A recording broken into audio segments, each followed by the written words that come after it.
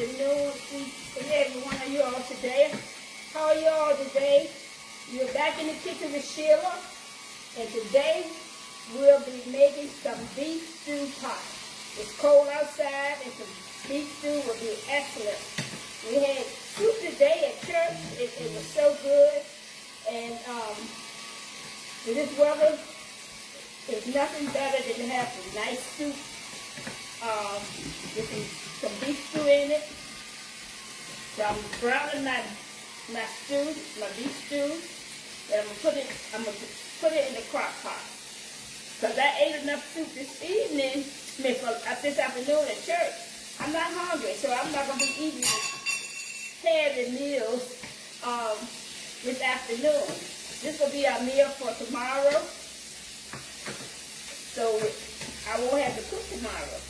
So I'm browning this beef stew, and I'm putting it in the crock pot and add my other ingredients. So I'm going to take this over to the stove and add this to my crock pot. Put that in there. I got potatoes, carrots, and some green onions. So add that in there with it. Also, we'll add this little bit of garlic I have left. Let me get a spoon so I can take it out of here. Oh, put my kale back on the stove. And I also got collard greens that I had in the refrigerator that I need to cook anyway. So I'm letting that cook. Get my minced garlic, the last out of this jar, and put that in there.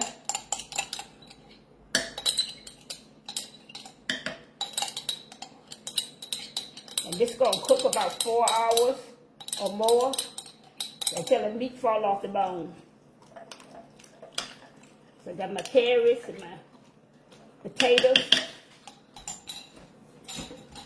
my onions already cut out. Put that in there.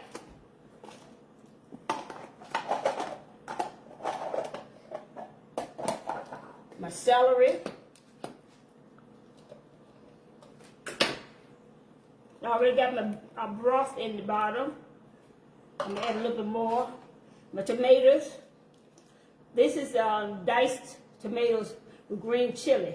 They're gonna make it even better. Stir it up. And let this cook for 4 hours or more. Put my salt and pepper. Put a little bit more water in it. Already, like I said, I already got my broth in it. 2 bay leaves.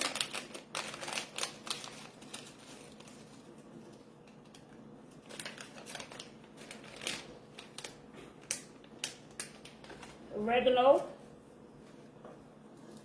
Sprinkle some oregano in there. It's supposed to be a tablespoon of oregano.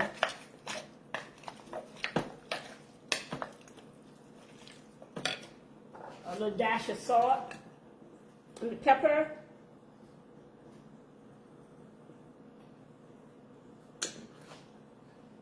And my sea salt, and I'll put some coconut amino acid. I hope I got some. Coconut amino, not acid. Yes. I got coconut amino. I'll sprinkle some of that on there. Let me get my measuring stick. It's important to measure.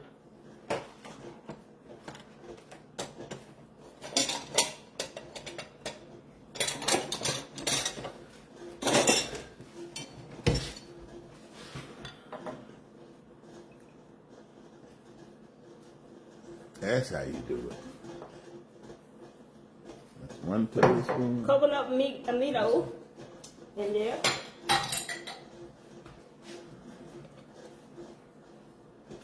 And I'm going to let this bad boy cook for a couple hours until that meat fall off the bone.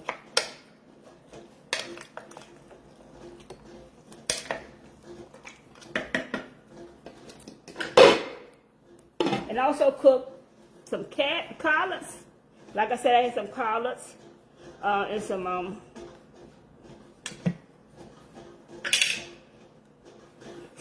I got collards and some kale green that I had. And I'm gonna give us some little tips today on clean eating. What is clean eating? Let me look at my collards and my kale. Make sure they don't burn up. And the kale's are done. Don't take long for them to get done. Got the stove off on that. And let me look at my collard greens, see how they are going.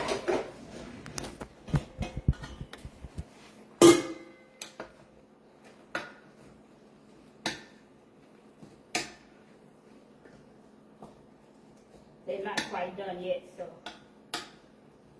I got some onions in my collards in my kale and some Canadian bacon. Give them a little taste, flavor to it. So let them cook let it cook on low. Cut my kale off. And we'll talk about some benefits of clean eating.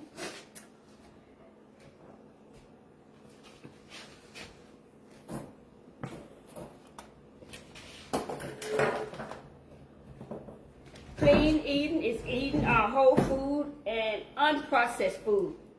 So what is whole food? You okay? Mm-hmm. Whole food includes fresh fruits, vegetables, whole grains such as oats, brown rice, and barley, nuts, fish, shellfish, and eggs. I usually clean up behind myself after I do my little cooking. That's okay. We're natural today. Yeah, it'll be natural today. Eating whole food, clean foods, this revolves around maintaining a balanced and personalized diet. We all want a balanced diet, don't we? So whole foods also includes eggs, dairy, and fish, meat and fish. So the ingredients in my beef stew come from the wild pasture. Like I said, I ordered my meats from wild pasture. So this beef stew came from wild pastures. So this is 100% grass-fed and finished beef. Meaning the cattle eat grass, which preserves and restores the health of the land and provide nutrition rich and natural diet for the cattle. So this 100 grass-fed beef is high in vitamin A, vitamin E, which have many antioxidant properties. It's lower in total fat. So that's why grass-fed is better for you, because it's lower in total fat and with more conjugated lactic acid, the CLA, and it's up to 5 times more omega-3 fatty acids than the grain-fed meat beef. It's made from just one ingredient, beef, and naturally low in sodium. So we want food low in sodium. But always remember to eat beef in moderation. Don't eat it every day. So you're going to want to choose lean cut beef. Keep in small portions. Space out your beef serving between throughout the week. So it's best to limit your red meat to 1 to 2 servings per week. Don't eat it every day. So consider red meat as a side dish instead of the main course. So we've got onions in my beef stew. So onions, the benefits of onions, is a good source of vitamin C, low in calories, it's fat-free, calorie-free, and sodium-free. So we want that. We need sodium, but don't need a whole lot of sodium. But we've got to have sodium in our diet. But the onions have low sodium. Sweet onions are aromatic root vegetables that come in many different types and have a similar flavor profile to garlic or chives. I like the Belleville sweet onions. They got green onions, got yellow onions, all different kinds of onions, but they are good for you because they're rich in vitamin C, rich in chromiums, folate, and fiber, nutrients many people that we don't have. We fall short of getting this in our daily value food. So the Valdeo sweet onions is not as acidic as its other onions. The sweet onion is a great nutrient dense food to incorporate into the diet of both adults and for children as well.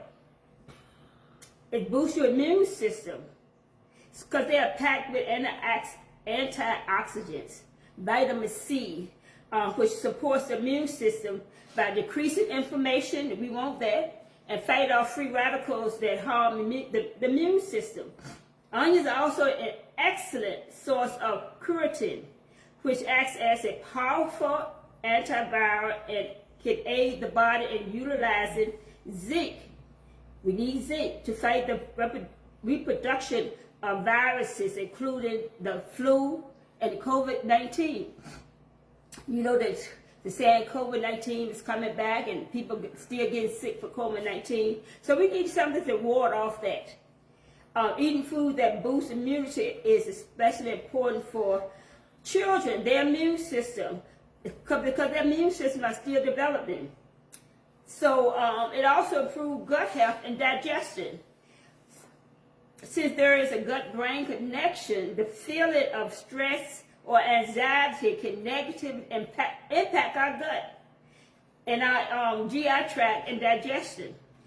So essentially, we focus on consuming foods that will keep our gut healthy and digestion running smoothly. So we be aware of the foods that we eat, especially if we are sick or our immune system is low. We need something to build our immune system up. Both raw onions and cooked onions are prebiotic fiber. They are able to feed and support the liver probiotic bacteria that keeps your gut and your digestion working properly.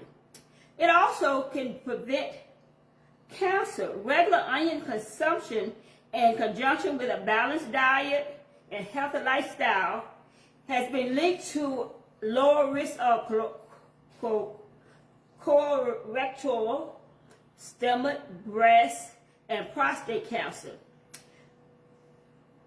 Quercetin and allicin are abundant in onions and have been shown to reduce cancer risk.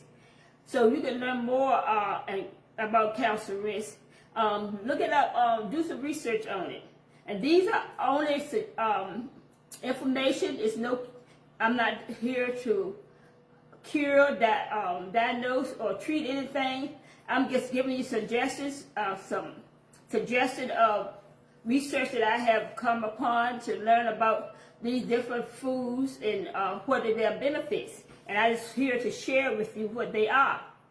So onions also help maintain strong bones because research has shown that onions can help keep bones strong because they're high in vitamin C. They improve the absorption of calcium, which is a mineral essential for increasing our bone mass. It also regulates the blood sugar. If you are pre-diabetic and you're diabetic, you want something to help regulate your blood sugar. The chromium found in onions has the ability to regulate blood sugar levels. So this allows energy levels up where you're playing and aids in preventing mid-afternoon crashes. And who got inflammation? It helps reduce inflammation. Whether you and your family are active adventurers are healing from an injury, reducing inflammation can help repair and recover. Because onions are rich in anti-inflammatory properties, they make a beneficial addition to your dinner table. So you're looking for some easy ways to add onions to your diets. I'm going to give you a few of them. You can coat them with breadcrumbs. You can make onion rings. I love onion rings. I have made some homemade onion rings with the breadcrumbs. You caramelize onions in a skillet. You do that when you maybe you want to make add it to your fried pork chop or your fried hamburger. You can use it. It's combined onions with Greek yogurt, garlic, thyme, pepper, and salt for creamy. You can make a French onion dip with that, with the onions. You can saute onions, peppers, potatoes, turkey, or chicken sausages, and spice up your choice for a quick and easy dinner. I like put my onions in. I make fried potatoes, like your morning potatoes for your breakfast. I put make onions and peppers and put in my white potatoes, and that is a delicious dish. You can cook onions with tomatoes, garlic, olive oil, oregano, and salt for a versatile red sauce. You can use that as a topping for your pizza, your spaghetti, or your meat, or you can put on sandwiches. You can use it for caramelize the onions between your tortillas with your favorite cheese, veggie, and beans, or your chicken to add sweetness to your quesadilla lunch. Mm-hmm. So onions are full of vitamins, they got minerals, they got phytochemicals, that they all work together to keep our body working efficiently. Whether you are sauteing them, or you're grilling them, or chopping them up for your next meal, this is a vegetable that has many health advantages that we all can benefit from. Also in this beef stew is carrots. Carrots are rich in vitamin C, help strengthen the immune system, and promotes wound healing. There's an antioxidant and a vitamin A contribute to our skin glowing. It helps our skin glow and also prevent acne. It also makes lower your cholesterol level due to the fiber content and antioxidant, and support healthy heart. But while you're consuming carrots, and while they are beneficial, make sure not to eat a large quantity of carrots, because it can change your skin to orange, change the color of your skin if you eat too many of them at one time. So be careful when you do eat carrots, because we eat carrots for a snack at night, but we make sure that we don't eat a whole lot of them. Because carrots and celery is a good evening snack, opposed to potato chips or tortilla chips and stuff like that. Especially if you are pre-diabetic or you got some health issues. You don't want to consume too many of anything. Another thing, garlic. Garlic is another popular ingredient when you're cooking healthy meals. They can reduce the severity of common colds. You got a cold. Help manage blood pressure, help manage cholesterol, and it also boosts your health, your heart health, and reduce the risk of liver injury. Celery contains vitamin C, beta-carotene, flavonoids, but there are at least 12 additional kinds of antioxidant nutrients found in a single stalk. It's also a wonderful source of phytonutrients, which have been shown to reduce instances of inflammation in the digestive tract, and your cells, your blood vessels, and your organs. So I talked about eating celery at night. So why celery at night are good for you? You may have overlooked a simple remedy. It's sitting in your refrigerator. Celery. It can promote a good night's sleep by bringing the body's energy and internal temperature back into balance. It is a full anti-inflammatory and cancer-fighting compound. It also may support your heart. So it's a heart health. So although celery has a high water content, it contains numerous vitamins and minerals, including potassium, calcium, which are important for your heart health. It also contains folate and vitamin K, both of which are required for the formation of your red blood cells and effective blood clotting. So it's very important. So the question is it okay to eat celery every day?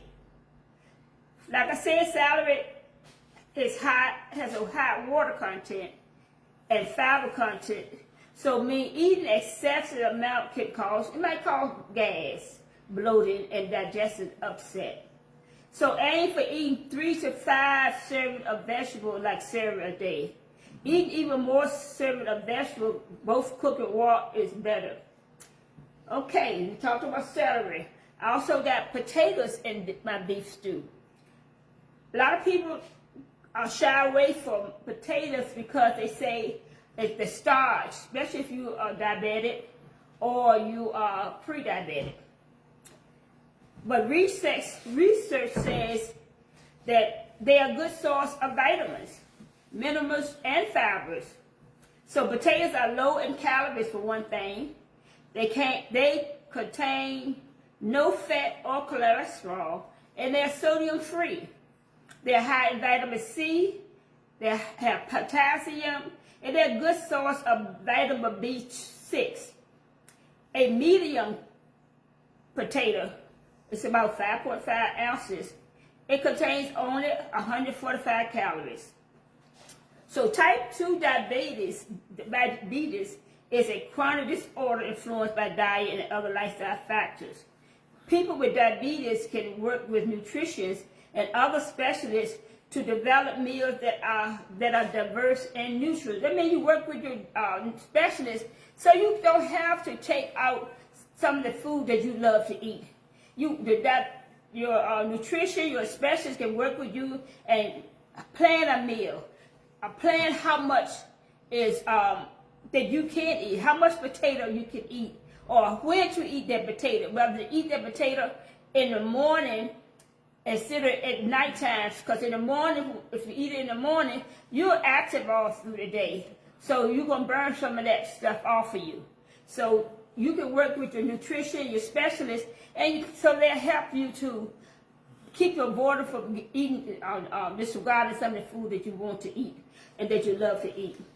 So one food and nutrition may ask people with diabetes to initially stay away from or lower their consumption of this carbohydrate rich foods such as potatoes. Data from a recent study, however, found that low energy bean and potato-based diets may be effective in helping reduce insulin resistance and promote weight loss. So they're doing more research about this potato now, saying that it may help reduce insulin resistance and promote weight loss. I've noticed, because my husband and I, we keep a check on our blood sugar level because I'm pre-diabetic based on the doctor. I'm not claiming it. The doctor has diagnosed my husband as a diabetic. So we watch and we still eat potatoes. But we check our blood sugar to see whether it affects our blood levels.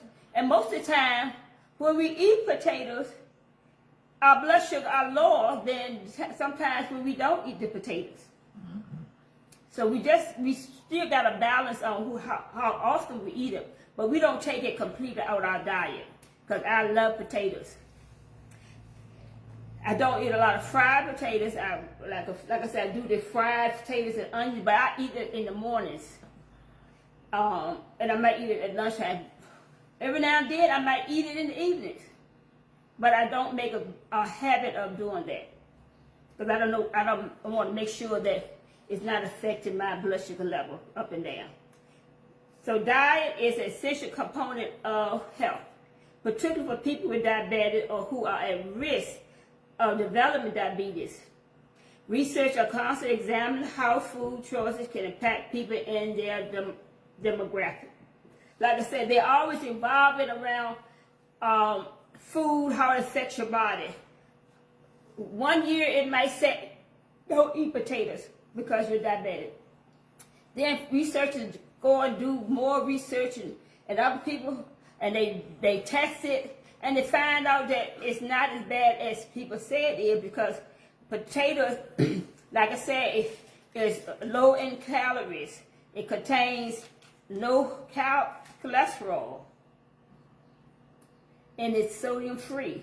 So those are some benefits, and also have vitamin B6. So researchers found that participants consuming a rich in beans and potatoes experience weight loss and reduce insulin resistance. So what you do is you check with your doctor, if you're diabetic, pre-diabetic, and check with your nutritionist or your specialist. And if you love potatoes, see if they can work out a plan for you, so you can eat those foods that you love and just eat it at moderation, or whatever the doctor has planned for you to do. So those are some healthy tips on clean eating and what benefit of the food that I have in my beef. Collard greens, I have collard greens and kale, and excuse me, collard greens. Let me see. Let's talk a little bit about collards and see what benefit collard greens are.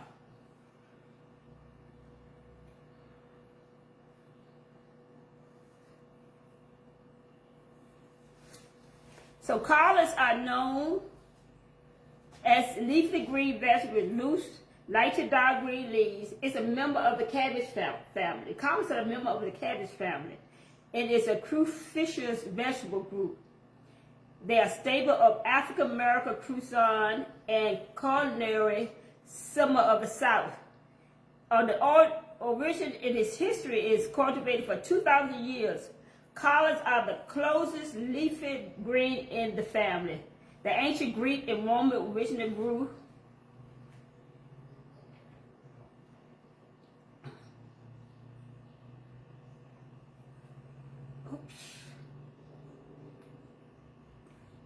So collard greens or collards are leafy green vegetables like lettuce, Swiss cards, and spinach, along with mustard green, turnip, cabbage. Collards belongs to the Brassica family, which are known for their nutritional and health protective benefit. So collards are a powerhouse. They are rich in antioxidants, vitamin A and C. They're high in vitamin K, calcium, iron, fiber, and phytonutrients from the carotene group, including lutein and zeaxanthin. Mm-hmm. So how do you store your collards? You put the fresh collard greens in the refrigerator quickly after buying them, and do not wash them first. Don't wash your collard greens first. You put them in the refrigerator until you get ready to prepare them. Store them in a vegetable crisper in a clean plastic bag for up to 5 days. Clean the greens when ready to use. You clean your greens when you're ready to use. So that's why I cooked my collards today, because I had them in the refrigerator for 5 days. And I said I want to make sure that they don't go bad, so I decided to cook the collards and the carrot today. So you can saute your collards, you can boil them, you can steam them, you can slow cook them, you can cook them in the Instant Pot. You also can make a salad out of collard greens. I've never done this, but you can enjoy raw collards in a salad like you would other greens or lettuce. What you can do, you can add, put some nuts, fruits, some dried beans. What's your favorite dressing? I don't know whether I would eat raw collards. That's because I never did it. I would. I know you would. So collards are the healthy. And I want to say, let me find out how the nutrition value of how many carbs the collards have.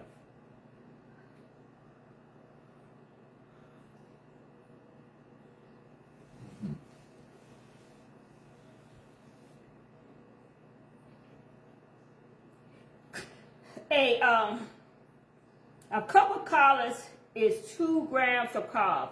So that's a good, if you're on a losing weight, I won't say, I don't want to say diet, because regimen, losing weight regimen. Carbs would be a good source to have because they only have 2 carbs. Because when you're watching your weight, and you want to watch the carbs. You don't want to eat a lot of carbs. So calories have is only 2 grams per cup. So you can maybe have 2 cups of calories.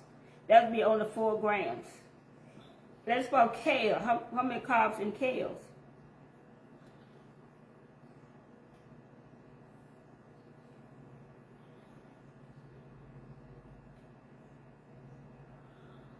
Only 1 cup.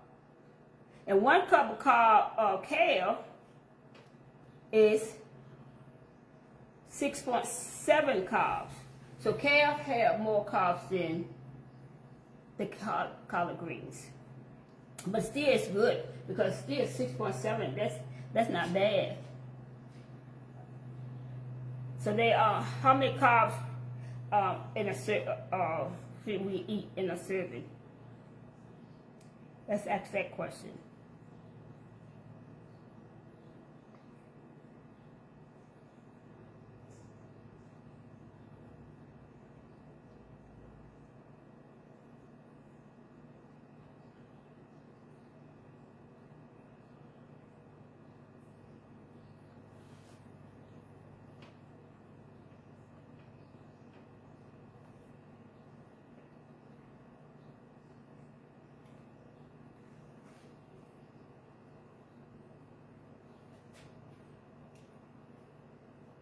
Okay, it says the number of carbs you should eat per serving depending on your goal, your activity level, and overall health.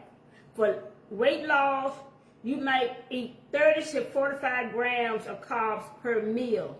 30 to 45 grams of carbs per meal. If you're a woman, 45 to 60 carbs per meal. If you're a man. So a woman, 35 to 40 grams. For a man, 45 to 60 grams. So with 2, if you're eating a meal with the kale, 1 cup is 6.6, I believe. You nowhere near the amount of carbs you can eat. For weight maintenance, you might eat 40 to 60 grams of carbs per meal if you're a woman, 60 to 75 grams per meal if you're a man. So for diabetes, American Diabetes Association recommends eating 45 to 60 grams of carbohydrate per meal. For a snack, you might want to eat 15 to 30 grams of carb per snack. So some examples of serving size and the number of carbs that may contain. So a half a cup of brown rice contains about 22 grams of carbs. A half a cup of cooked oatmeal contains 14 grams of carbs. A slice of whole wheat bread contains 12 grams of carbs. And a cup of mashed potatoes contains about 30 grams of carbs. So you can pair your carbs with the protein and fat to slow down how quickly glucose is absorbed in your bloodstream. Okay. I think that's wrap it up for today. I hope y'all got something out of this. I know I did. I'm learning as I'm teaching. We're all in this together, and I want to help you and help myself to live a better and healthy life for the rest of our life. It's not a diet. This is a lifestyle change. And it's not easy, but it's doable. So let's do this together. I'll see y'all next Sunday if God said the same. Y'all have a blessed and wonderful evening. Good night.